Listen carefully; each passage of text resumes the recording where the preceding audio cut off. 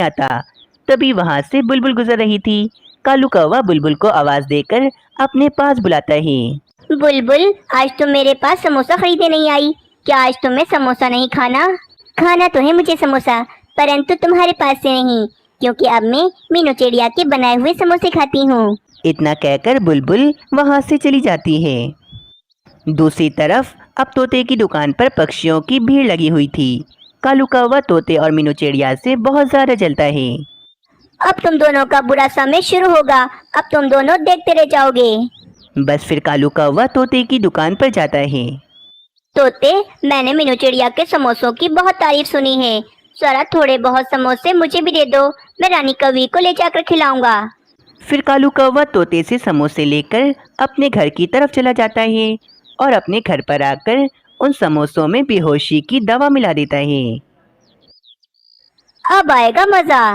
रात होते ही कालू कौवा सब पक्षियों के घरों पर चुपके से दो दो समोसे रख देता है और साथ ही एक चिट्ठी भी छोड़ देता है जिस पर लिखा था कि ये दो समोसे मीनू चिड़िया और तोते की तरफ से हैं। फिर सुबह होते ही पक्षी अपने घर पर समोसा देखते ही खुश हो जाते हैं और वे समोसे खाने लगते हैं।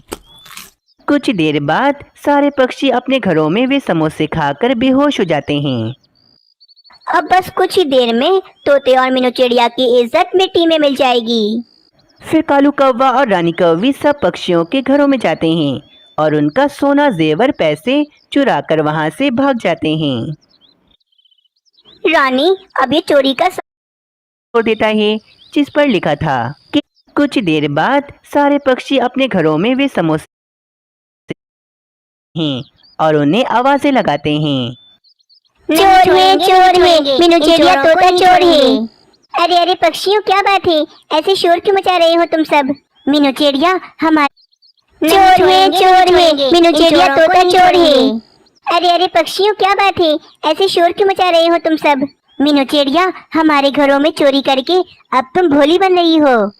हाँ मीनू चिड़िया, तुमने अपना बेहोशी का समोसा खिलाकर हम पक्षियों को बेहोश कर दिया, ताकि तुम आराम से हमारे घरों में चोरियां कर सको।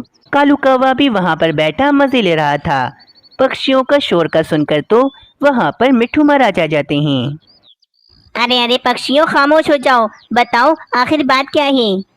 मिट्ठू महाराज, कल रात इस तोते और मीनू चिड़िया ने हम सब पक्षियों के घरों में दो दो समोसे रख दिए और वहाँ पर एक चिट्ठी भी छोड़ दी, जिस चिट्ठी पर इन दोनों का नाम लिखा हुआ था। और आपको पता है, उन समोसों में बेहोशी की दवा मिली थी। हाँ मिट्ठू महाराज, हम वे समोसा खाकर बेहोश हो गए। उसके बाद मीनू चिड़िया और तोते ने हमारे घरों में चोरियां करके हमारा सारा माल साफ कर लिया। नहीं नहीं मिट्ठू महाराज, ये किसी पक्षी की साजिश है। मैंने और तोते ने ऐसा नहीं किया। अच्छा अच्छा पक्षियों, रुको, सारा सच सबके सामने आ जाएगा। बस मुझे कल तक का समय दो, मैं कल इस बात का फैसला करूंगा। पक्षियों, मैं तो खुद बहुत ज्यादा परेशान हूँ। मेरे घर में बहुत सारे चूहे आ गए हैं। उन्हें मारने के लिए मुझे बेहोशी की दवा चाहिए और वे कहीं मिल नहीं रही। अच्छा, जो कोई पक्षी मुझे बेहोशी की दवा ला कर देगा, मैं उसे इनाम में सोने के सिक्के दूंगा। कालू कौवा लालच में पागल हो गया था।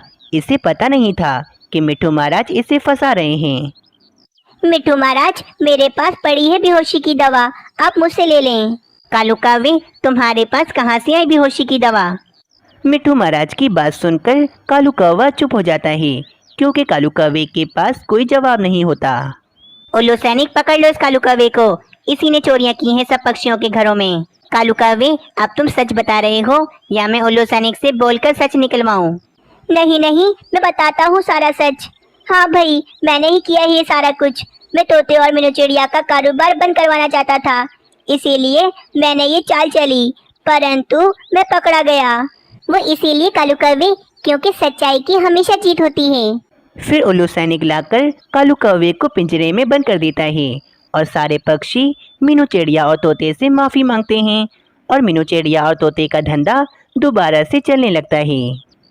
दोस्तों, क्या रानी कौवी को भी सजा मिलनी चाहिए थी? हमें कमेंट में ज़रूर बताएं। हमें आपके कमेंट का बेसब्री से इंतज़ार रहता है।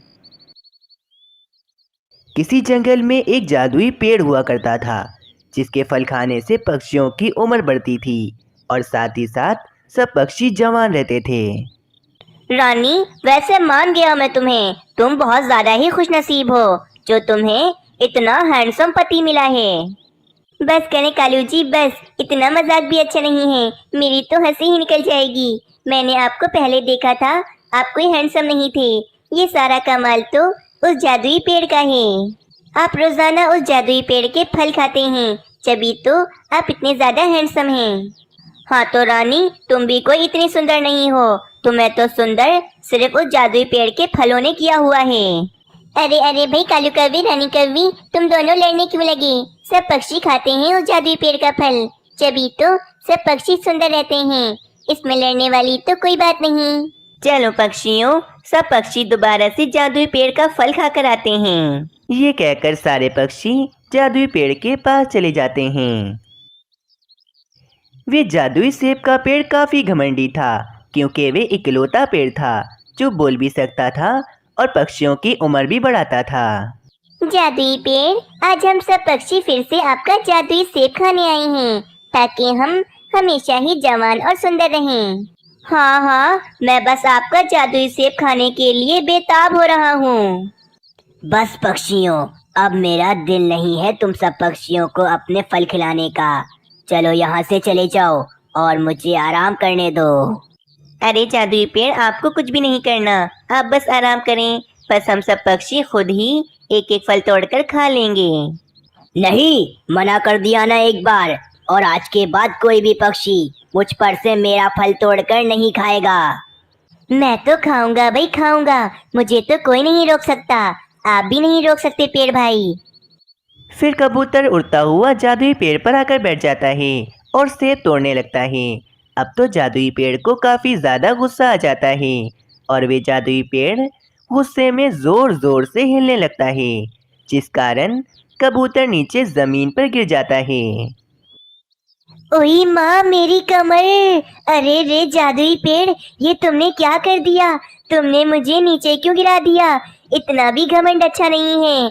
हम पक्षियों ने ही तुम्हें पानी दे देकर इतना बड़ा किया है, और अब तुम हम सब पक्षियों को ही अपने फल नहीं खाने दे रहे। ये अच्छी बात नहीं है, देखना तुम्हें इसकी सजा जरूर मिलेगी। जो बोलना है बोल लो, मुझे कोई फर्क नहीं पड़ता, लेकिन याद रखना, मैं इकलौता जादुई पेड़ हूँ जिसके फल खाकर तुम सब पक्षियों की उम्र बढ़ जाती है। लेकिन अब मेरा घमंड करना तो बनता है, मैं घमंड करूँगा। फिर सारे पक्षी गुस्से में वहां से चले जाते हैं। पक्षियों, वे जादुई पेड़ तो काफी ज्यादा घमंडी हो गया है। अब तो वे हमें फल तोड़ने ही नहीं देता। अब क्या होगा? वे जादुई फल तोड़कर हम बीमार पक्षियों को खिलाते थे, जिससे पक्षी बिल्कुल ठीक हो जाते थे। लेकिन अब क्या होगा? हाँ तोते, इस बात का दुख तो मुझे भी बहुत ज्यादा है, लेकिन हम सब पक्षियों को उस जादुई पेड़ को नाराज नहीं करना चाहिए था, क्योंकि वे जादुई पेड़ का फल ही बीमार पक्षियों को ठीक करता है। हाँ हाँ मीनू चिड़िया, तुम ठीक कह रही हो, हमें उस जादुई पेड़ से माफी मांग लेनी चाहिए, तभी जाकर वे पेड़ हमें दोबारा से अपने फल खाने देगा। फिर सब पक्षी दोबारा से उस जादुई पेड़ के पास जाते हैं। मुझे माफ कर दो जादुई पेड़, अब मैं बिना पूछे आपका फल कभी भी नहीं तोड़ूंगा। आप कहेंगे तो तोड़ूंगा, आप नहीं कहेंगे तो नहीं तोड़ूंगा। बस आप हमें माफ कर दें, अब से हम सब पक्षी आपकी सारी बातें मानेंगे। ठीक है पक्षियों, जैसा मैं कहूँगा वैसा करोगे तुम सब पक्षी। अगर मेरी बात नहीं मानी तो मैं बीमार पक्षियों के लिए सेब तोड़ने नहीं दूंगा तुम सब पक्षियों को। कुछ दिनों तक सब कुछ ठीक चल रहा होता है।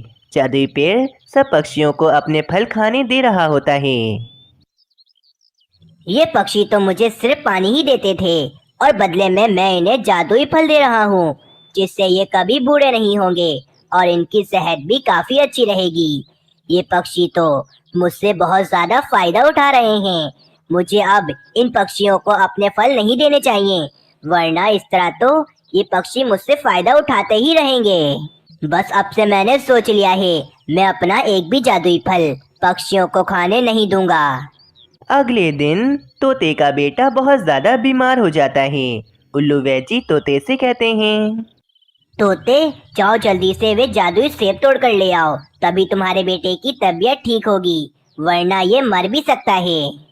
चलो चलो तोते, जल्दी से जादुई पेड़ के पास चलते हैं, और जादुई फल तोड़ कर लाते हैं। फिर मीनू चिड़िया और तोता जादुई पेड़ के पास चले जाते हैं। जादुई पेड़ भाई, पर जल्दी से हमें एक जादुई सेब तोड़ने दें।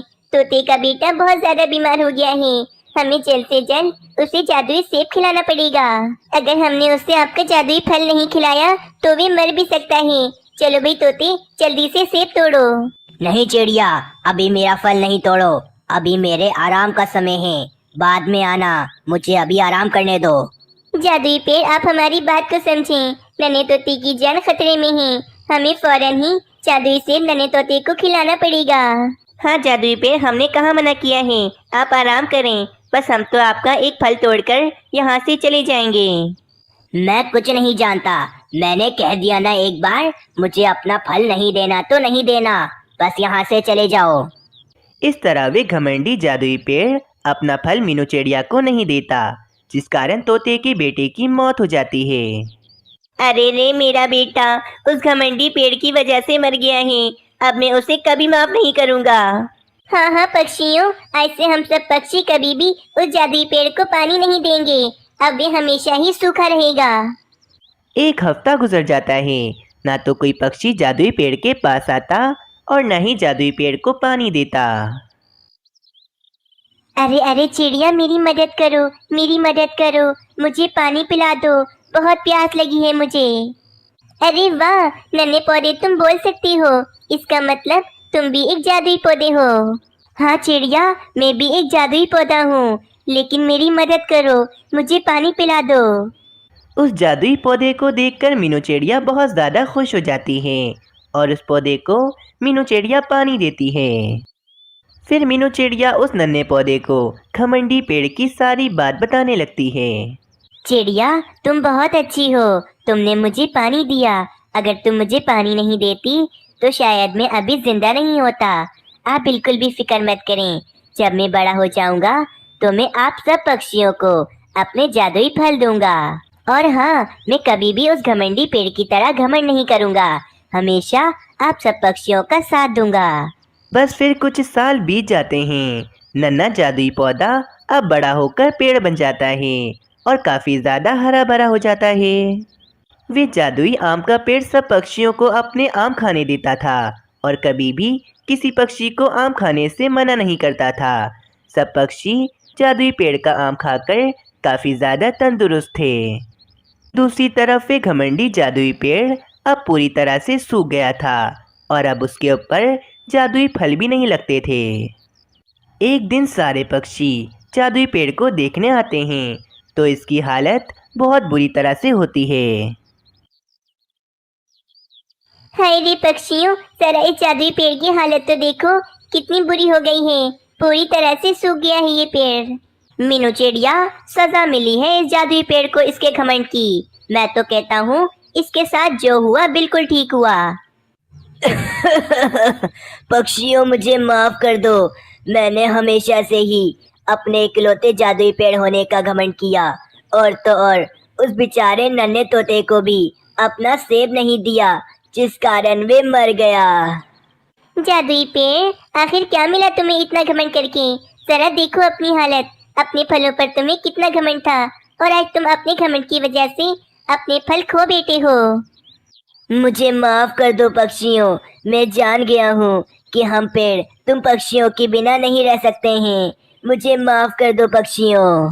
पेड़ भाई, हम सब पक्षियों ने आपको माफ किया और अब आप देखिएगा, हम सब पक्षी दोबारा से मिलकर आपको बिल्कुल ठीक कर देंगे, आपको एकदम हरा भरा कर देंगे। बस इस तरह उस जादुई घमंडी पेड़ को अपने घमंड की सज़ा मिल जाती है और वे घमंडी पेड़ सब पक्षियों से माफ़ी भी मांग लेता है।